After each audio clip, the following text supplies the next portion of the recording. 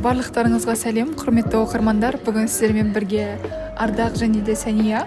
Бүгінгі біздің подкасттың атауы жалпы шетел әдебиеті мен қазақ әдебиетінің айырмашылығы, сонымен қатар кітаптан түйген ойларымызды айтатын боламыз.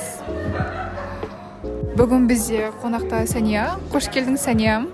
Сәлем Ардақ, сәлем оқырман. Бүгінгі тақырып өте қызықты екен. Әдебиет мен жаныма жақын дүние. Жалпы сізбен талқылайтыныма өте қуаныштымын. Арада жақсы сұрақтар мен пікірталас болады деп үміттенемін. Менің жолдауымды қабылдап келгеніңізге көп рахмет. Осы орайда сізбен әдебиет жайлы, кітап жайлы бір шүйіркелесіп әңгіме айтсақ деген едім. Осы кітап оқып бастау алғашқы барлық балалардың балалық шағынан басталады емес пе? Әдемі ерте кітаптардан. Ал сізде кітапқа деген қызығушылық қай жасыңыздан бастап басталды? Менің де бала кезімнен басталды. Барлығы секілді мектеп уақытындағы менің шабытымды мектеп мұғалімдері ашқан болатын. Менің алғашқы кітаптарым махаббат қызық мұждар мен көкартас болған болатын. Жалпы махаббат жайлы таусылмайтын әңгімелер, салтанаттың күйбең тіршілігі жалпы өте қызықты болған болатын. Менде де балалық шақтан басталған болатын осы кітапқа деген қызығушылық. Әжем кішкентай кезде ауылда ерте кітаптар оқып берген кезде алақанында жатып тыңдайтын едік ерте кітаптар. Мысалы, сіз қалай ойлайсыз, осы кезде тағы бір сұрақ туындайды. Сіз айттыңыз, шетел кітаптарында оқығансыз, оқыған кітаптарыңыз көптеген жанрдағы кітаптармен қызығасыз. Соның ішінде осы сіздің байқағаныңыз бойынша шетел кітаптары мен Қазақстанның әдебиетінде қандай айырмашылықтар бар деп ойлайсыз? Жақсы сұрақ. Менің ойымша әр заманның өзінің жазушылары болды. Мен ешқайсына тіл тигізгім келмейді. Қазақ жазушыларды алдын ала бір жақсы жазушылар деп айта аламын, бірақ шетел әдебиеті өте ерекше қатты ұнайды. Себебі өзекті ой, терең мағыналы сөздер, барлығы жақсы. Ал қазақ әдебиеті бір сөзді білесіздер 1040 түрінде айтады.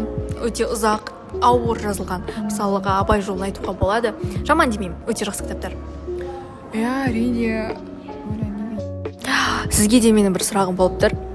Сізде маған жаңа қойдыңыз ғой, қазақ әдебиеті мен шетел әдебиетінің айырмашылығы. Сіздің пікіріңізше қалай?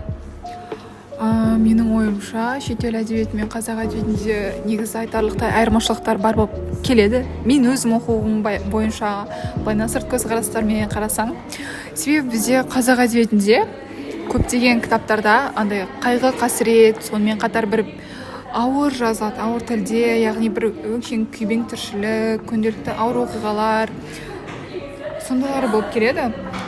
Жалпы бірақ шетел әдебиетін қарайтын болсақ, шетел әдебиетінде ерекше жазылған олардың романы болсын, махаббат жайлы олар бір ерекше кітап жазады.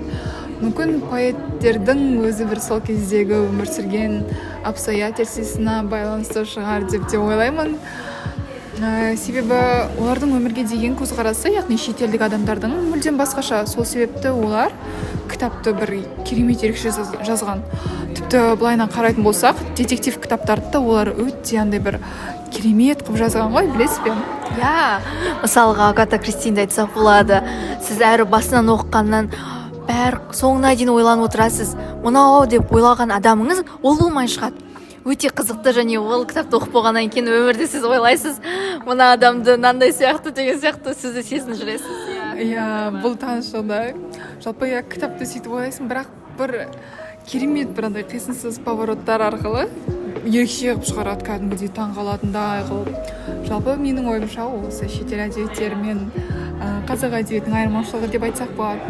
Жалпы сіздің осы шетел әдебиеті демекші соңғы оқыған кітабыңыз қандай? Менің соңғы оқыған кітабым, соңғы менде 2 кітап болды, бірақ аса қатты ұнағаны маған Шарлотта Бронтенің Джейн Эйр кітабы. Қайсар қыз жайлы. Өмірде қанша қиындық көрсе де соңынан бір жетістікке жетті, және оның өгей анасы болды. Оған күн көрсетпеді, бірақ өмір алма кезек дейді ғой, адам алдына жасаған нәрсесі алдына келмей қайта дүниеден өтпейді деп. Демекші қыз жақсы өмір сүрді, кейін ал анасы қайтыс болды. Әрине осы бір нәрсе ешкімге жамандық жасамау керектігін айтқан кітап болды деп ойлаймын меніңше. Мен негізі мүлдем кітап оқымайтын адаммын. Алғашқындарында мен кітап оқуға тырысқанмын, яғни маған туған күндерінде кітаптар сыйлаған болатын. жалпы олар бизнес жайлы, мысалы екінші болма деген кітаптар, яғни сондай стратегияға байланысты немесе психологиялық кітаптар болатын. Мен оларды оқып көрдім, бірақ та олар маған бір айтарлықтай бір ерекше әсер қалдырмады деуге болады. Мысалы маған жаңа бір кітап оқушы, яғни жаңа оқырман ретінде, кітап оқушы болып бастау ретінде сіз маған қандай кітаптарды совет ете аласыз? Мысалы оңай жанр, қандай жанрдан баста дейсіз? Вау, сізге менің ойымша бір жаңа айттыңыз ғой, Қуаныш Шонбайдың кітабы ғой жаңа айтқан кітабыңыз. Бірақ ол кітап сізге ұнамағанына қарағанда сізге психологиялық әлде бизнес жайлы кітаптар ұнамайтын секілді. Мен сізге давайте шығармасын көрейін. Шытырман оқиғаға негізделген Жюль Верннің 80 күнде әлемді шарлау кітабы бір спордан басталады екі адамның арасындағы, және мен 80 күнде әлемді аралап шығамын дейді. Ал анауысы күледі. Сөйтіп бәстесу арқылы 80 күнде 79 күнде әлемді шарлап шығады. Соның арасында қиындықтар арқылы. Асыл, мен айта кететін бір нәрсе, біз шетел әдебиетін мақтап кеттік. Байқайсыз ба? Давайте біз қазақ әдебиетін неге айтпасқа? Біз жамандап тастаған секілдіміз, қалай ойлайсыз?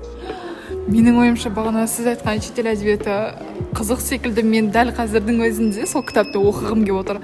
Қалай ол адам 80 күннің ішінде, яғни бұл бізде 1,5 айға ғана жетерлікте ғой, қалай жер шарын аралап шығады екен. Мысалы бұл кітап маған дәл қазірдің өзінде өте қызық болып тұр. Айта кететін болсақ, енді қазақ әдебиеттерінде де бар шығар осындай керемет кітаптар, Негізі жоқ демеймін, өте қызық кітаптар бар. Бірақ көпшілігі байқасаңыз қыз баласын тағдыр жайлы. Байқайсыз ба? Әрбір кітаптың ішінен байқауға болады. Мысалы жазылған бір, мысалы Гауһар Тастың өзінде, бағанағы менің естуім бойынша Гауһар Тас кітабында да қыздың ауыр өмір жайлы айтылады, мысалы сол жерден қандай бір қиналғаны жайлы ма? Өмірдегі салтанаттың өмірге деген құштарлығы бар. Салтанат бір балаға, Ыбыш деген бір балаға тұрмысқа шығады. Ол өте қатал, әкесінің тәрбиесінде өскен, мен еркекпін деп қалған адам ғой.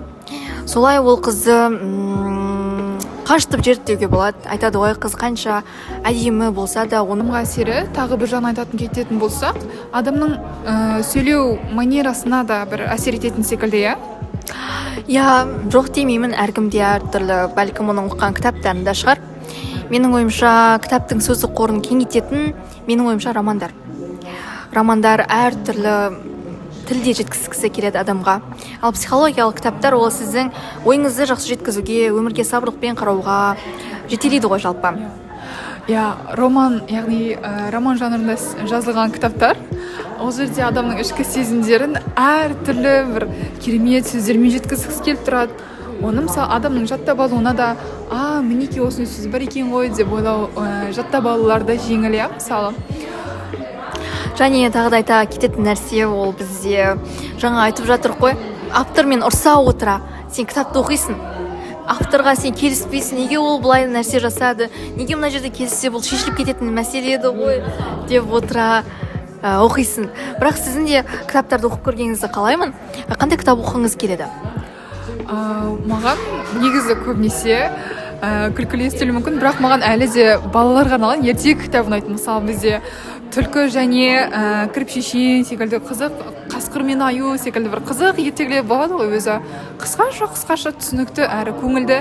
Ол соны байқағаным, кішкентай кезде әжем маған ертегі оқып беретін кезде, әрбір қысқаша ертегінің өзінде көптеген бір соңында бір мақала, яғни бір ой, түсінік жататындығын.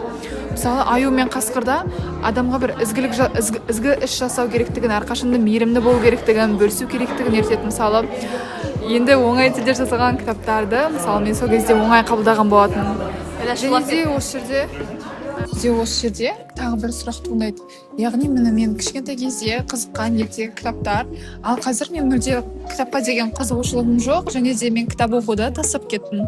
Жалпы осы секілді көптеген жастар қазіргі кезде кітап оқымайтын секілді. Қазір бізде цифрлық даму, яғни көп адамдар бізде телефоннан оқыса, немесе чисто телефонға қарап, Instagram, TikTok, Reels қарайды. Бірақ қазіргі жастардың көптеген андай бір шығармашылыққа, яғни кітапқа деген қызығушылықтары жоқ. Яғни осыны сіз қалай түсіндіре аласыз? қоғам бізде кітап оқуға алшақ. Әрине бұл жақсы жаңалық емес. Біз өкінішті біздің қазақ жастарының кітапқа қызықпауы әрине біздің болашағымыз үшін өте қиын деп ойлаймын. Бірақ бұрынғыдан қарағанда қазіргі жастар жасағым көбірек оқуда. Бәлкім бұл менің интернеттің дамығанынан шығар. Өйткені әрқайсысы өзінің кітабын салады, оған қызығады, бәлкім мен де оқып көремін деген секілді. Ал біріншіден, екінші минусы бар, ол бізде қағаз кітаптары оқылмай қалып жатқанда.